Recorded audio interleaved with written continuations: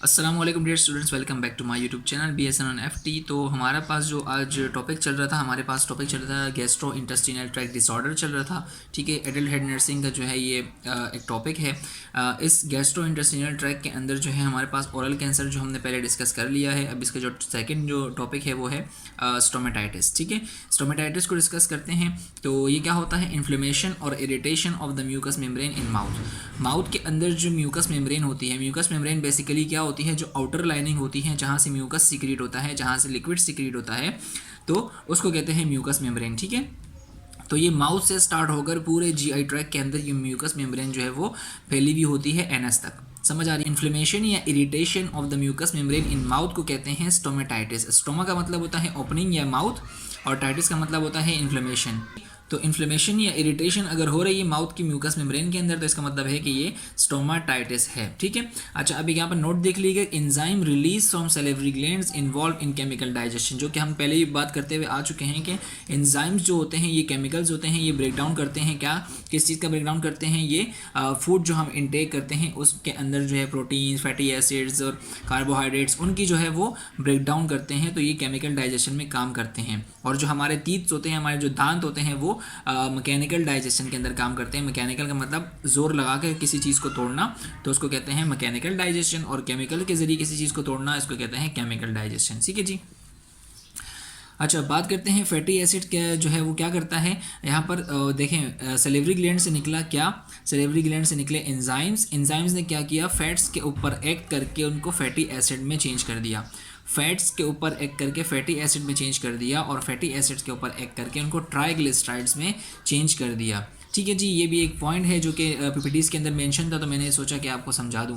ठीक है, salivary gland से एंजाइम निकले, एंजाइम ने क्या किया? फैटी एसिड के ऊपर एक्ट करके ट्राइग्लिसराइड्स बना दिया है। ठीक है, और इसी तरह सैलिवरी ग्लैंड से जो एंजाइम निकलते हैं वो और काम भी करते हैं, जैसे कि प्रोटीन्स के ऊपर एक्ट करके उनको अमाइनो एसिड बना लेते हैं, और कार्बोहाइड्रेट के ऊपर एक्ट करके उनको ग्लूकोज में कन्वर्ट कर देते हैं। ठीक है जी, तो ये सारी चीज़ें जो हैं वो सैलिवरी ग्लैंड के अंदर से जो एंजाइम निकल रहे हैं वो इसको करवा रहे होते हैं। अच्छा जी, अब बात करते हैं जो हमारा सलाइवा होता है। सलाइवा वो क्या करता है? सलाइवा के अंदर क्या चीज़ होती है? Lingual lipase. लिंगुअल का मतलब ज़बान, और लाइपेज का मतलब ये एंजाइम का नाम है लाइपेज, जो कि लिपिड के ऊपर यानी फैट्स के ऊपर एक्ट करता है। ठीक है, तो सलाइवा के अंदर लिंगुअल लाइपेज होता है जो क्या करता है? ब्रेक डाउन ऑफ फैट्स करवाता है। और अमाइलेज जो है वो क्या करवाता है? ब्रेक डाउन ऑफ ग्लूकोज करवाता है। ठीक है, अमाइलेज याद रखिएगा ग्लूकोज की ब्रेक डाउन करता है, और लिंगुअल लाइपेज क्या करता है? फैट्स की ब्रेक डाउन करता है। ये MCQs के हवाले से इंपॉर्टेंट पॉइंट्स हैं, इसलिए मैंने यहाँ पर नोट बना के लिखे हुए हैं। ठीक है जी। अच्छा, स्टोमेटाइटिस कॉजेज सिंगल और मल्टीपल अल्सर्स और माउथ लेशंस। ठीक है, अल्सर का मतलब पहले देख लें कि अल्सर का मतलब होता है जख्म। ठीक है, टिश्यू ब्रेकडाउन या जख्म जिसको हम उर्दू में कहते हैं, तो अल्सर उसको कहते हैं। और माउथ लेशन यानी माउथ के ऊपर ऐसे पैचेस आ जाते हैं, येलो येलो पैचेस आ जाते हैं, तो इसको हम कहते हैं ये क्या है? ये स्टोमेटाइटिस है। तो कॉजेज़ की बात करते हैं कि कॉजेज़ का मतलब क्या है कि किन किन वजह से जो है वो स्टोमेटाइटिस हो सकता है। ठीक है, सबसे पहले बात करते हैं हर्ब स्टोमेटाइटिस। वायरस का नाम है। ठीक है, वायरस का नाम है, इसका पूरा नाम है herbs simplex virus. Herb simplex virus short में ये दिया हुआ है। और हर्ब्स स्टोमेटाइटिस को हम शॉर्ट में क्या कहते हैं? कोल्ड सोर कहते हैं। ठीक है, उसके बाद है हमारे पास एप्थियस अल्सर। एप्थियस अल्सर जो है ये कैंकर्स सोर के नाम से आता है हमारे पास। इसके बाद है inflammatory bowel disease. Inflammatory bowel disease क्या होती है? जब GI ट्रैक यानी कि माउथ से लेकर एनस के अंदर कोई भी गड़बड़ होती है, कोई डिस्टर्बेंस होती है, तो उनको उसको कहते हैं ये इन्फ्लेमेटरी बाउल डिजीज़ है। ठीक है जी। अच्छा, न्यूट्रिशनल डेफिशिएंसी हो सकती है। B12 जो है वो लो हो सकता है बॉडी के अंदर, तो इसकी वजह से जो है स्टोमेटाइटिस हो सकता है।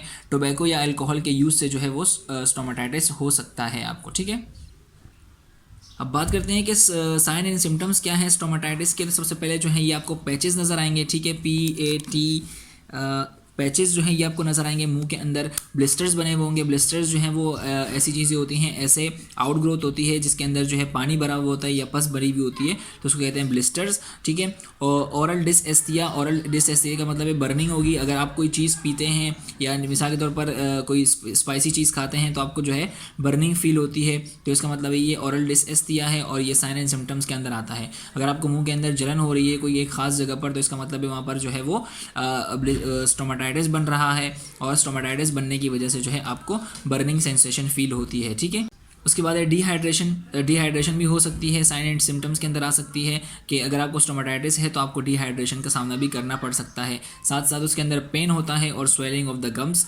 ये जो है साइन एंड सिम्टम्स के अंदर आता है। यानी आपके अगर स्टोमाटाइटिस है आपको तो ये सारी चीज़ें आपको जो है फील होती हैं। ठीक है जी। अच्छा, इसके बाद डायग्नोज देखते हैं। फिजिशियंस होते हैं जो हेल्थ केयर प्रोवाइडर्स होते हैं, वो डायग्नोज कैसे करेंगे कि जो है बंदे को स्टोमाटाइटिस है। ठीक है, तो सबसे पहले पेन होगा उसको। ठीक है, जहाँ पर स्टोमाटाइटिस है, यहाँ पर जहाँ पर ब्लिस्टर्स हैं तो वहाँ पर उसको पेन होगा।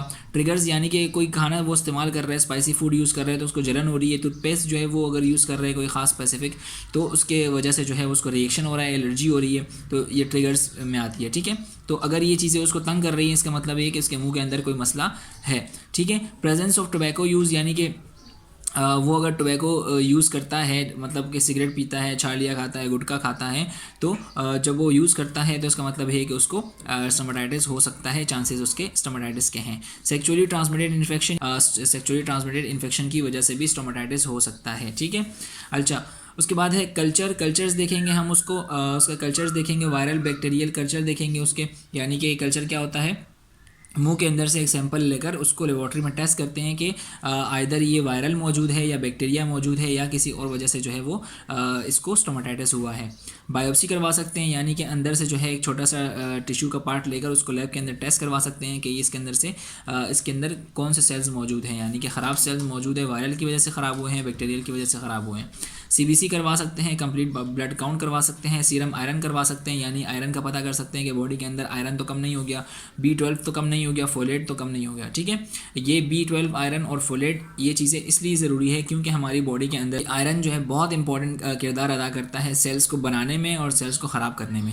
अगर आयरन मौजूद होता है सही नॉर्मल कंडीशन में तो हमारे सेल्स जो हैं अच्छी तरह ग्रो करते हैं, और अगर आयरन या B12 या फोलेट नहीं होता हमारी बॉडी के अंदर, कम हो जाता है लेवल इसका, तो फिर हमारे जो सेल्स होते हैं वो डिस्ट्रॉय होना शुरू हो जाते हैं, वहाँ पर पैचेस बनना शुरू हो जाती हैं और टिश्यूज़ डैमेज होना शुरू हो जाते हैं। ठीक है जी, इसलिए हमें आयरन, B12 और फोलेट जो है ये पता करने पड़ेंगे। ठीक है, कि इसकी लेवल नॉर्मल है बॉडी के अंदर के नहीं है।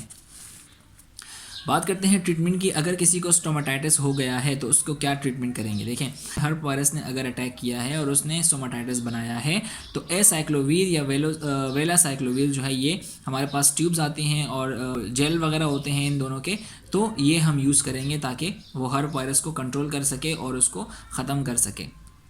साथ साथ ऑइंटमेंट यूज़ करेंगे। ऑइंटमेंट का मतलब जो है वो क्रीम होती है, एक किस्म की क्रीम ही होती है ऑइंटमेंट, तो इसको हम यूज़ करेंगे। नाम क्या है इसका, डोकोसेनोल। डोकोसेनोल के नाम से एक ऑइंटमेंट आती है, उसको हम यूज़ कर सकते हैं स्टोमाटाइटिस के अंदर। एसिटामाइनोफिन के नाम से जो है वो पेन रिलीवर आते हैं, तो हम उसको पेन के लिए यूज़ कर सकते हैं। वो अगर लगा लेंगे हम मुंह के अंदर तो जो छाले हैं हमारे मुंह के अंदर वो क्या होगा, उसके जो पेन होगा वो कम हो जाएगा एसिटामाइनोफिन देकर। ठीक है जी, अगर ये लार्ज और परसिस्टेंट सोर है, यानी कि मुंह के अंदर जो छाले हैं बहुत ज़्यादा दिनों से हैं, 2 हफ्ते से ज़्यादा हो गए हैं इसको, तो फिर क्या करेगा फिजिशियन, क्या करेगा फिजिशियन जो है वो लेडोकेन देगा। लेडोकेन क्या होता है, लेडोकेन एक सुन्न करने की दवाई होती है। ठीक है, यानी कि नम करने की मेडिसिन होती है, तो ये अगर हम देंगे उसको तो पेन उसका रिलीव हो जाएगा। माउथ रिंस यानी कि माउथ वॉश जो है वो देंगे जिसके अंदर से डेक्सामेथासोन होगा। डेक्सामेथासोन जो है वो इन्फ्लेमेशन को कम करवाता है, और क्लोरीहेक्सिडिन होगा, क्लोरीहेक्सिडिन भी जो है इन्फ्लेमेशन को कम करवाता है, दर्द को कम करता है। माउथ वॉश उसको देंगे। ठीक है, माउथ वॉश करेगा तो उसको आराम मिलेगा। ठीक है, क्रीम्स, ऐसे क्रीम्स उसको देंगे जिसके अंदर जो है बेंजोकेन और हाइड्रोजन पेरोक्साइड इंक्लूड हो। ठीक है, बेंजोकेन और हाइड्रोजन पेरोक्साइड जिस क्रीम के अंदर मौजूद हो वो क्रीम लगाने के लिए देंगे उसको, जिसकी वजह से उसके जो स्टोमाटाइटिस है वो कम हो जाएंगे और आहिस्ता आहिस्ता ख़त्म हो जाएंगे। ठीक है जी, ट्रीटमेंट के अंदर ये सारी चीज़ें याद रखिएगा, इंपॉर्टेंट है। अच्छा, अभी जो है हमने एक कंपैरिजन जो है दोनों का शेयर किया है। एक स्टोमाटाइटिस 2 किस्म के होते हैं। ठीक है, 3 किस्म के होते हैं बेसिकली, यहाँ पर मैं आपको नीचे बताऊंगा तीसरा किस्म। फ़िलहाल हम 2 किस्म को डिस्कस कर रहे हैं।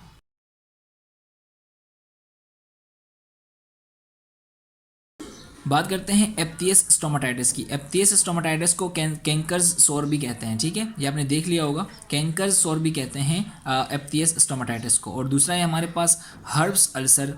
हर्ब्स अल्सर को क्या कहते हैं, कोल्ड सोर भी कहते हैं।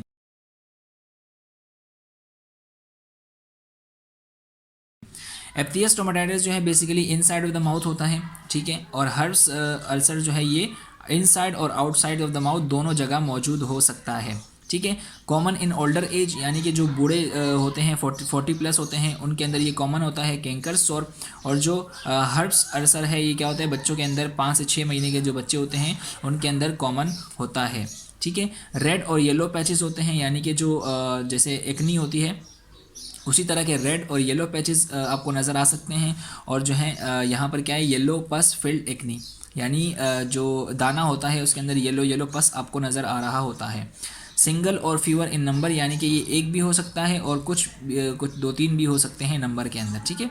और यहाँ पर क्या है कि few too many in numbers, यानी कि बहुत ज़्यादा होंगे, 3-4 एक साथ होंगे या 10-12 एक साथ होंगे, ठीक है।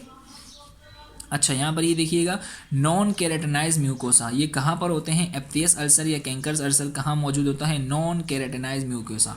नॉन केराटिनाइज म्यूकोसा का मतलब क्या है कि वो वाला म्यूकोसा, वो वाली लाइनिंग, जो लाइनिंग होती है उसको म्यूकोसा कहते हैं, तो वो वाली लाइनिंग जहाँ पर केराटिन प्रोटीन ना हो, ठीक है। तो नॉन केराटिनाइड म्यूकोसा यहाँ पर मौजूद होता है एप्थियस, स्टोमाटाइटिस, जैसे कि लिप और फ्लोर, ठीक है। नॉन केराटिनाइड मीन का मतलब क्या होता है कि जहाँ पर जो सॉफ्ट टिश्यूज़ होते हैं, ठीक है, जो हमारे ये इनसाइड ऑफ द लिप्स हो गया, फ्लोर ऑफ द माउथ हो गया, तो वहाँ पर जो है वो ये एप्थियस स्टोमाटाइटिस मौजूद होते हैं। इसके अगेंस्ट अगर हम देखें तो प्रेजेंट ऑन केराटिनाइड म्यूकोसा, केराटिनाइज म्यूकोसा का मतलब होता है जहाँ पर केराटिन प्रोटीन मौजूद होता है, जो कि हार्ड स्ट्रक्चर होता है हमारे माउथ का, जैसे कि हार्ड पैलेट, गम्स वगैरह मौजूद, उसके ऊपर ये हर्ब अल्सर मौजूद हो सकता है, ठीक है। केराटिनाइज का मतलब क्या है, हार्ड स्ट्रक्चर इन माउथ। समझ आ गई बात। तो इसी कंपैरिजन जो है वो दोनों याद कर लिएगा, बहुत इंपॉर्टेंट है। अच्छा जी, लास्ट में जाते जाते एक और स्टोमाटाइटिस पढ़ लेते हैं कि इसका है एंगुलर स्टोमाटाइटिस। एंगुलर स्टोमाटाइटिस को एंगुलर चिलाइटिस भी कहते हैं। ये किस वजह से होता है, due to poor diet such as B12 की कमी या B2 की कमी या B9 की डेफिशिएंसी, ठीक है।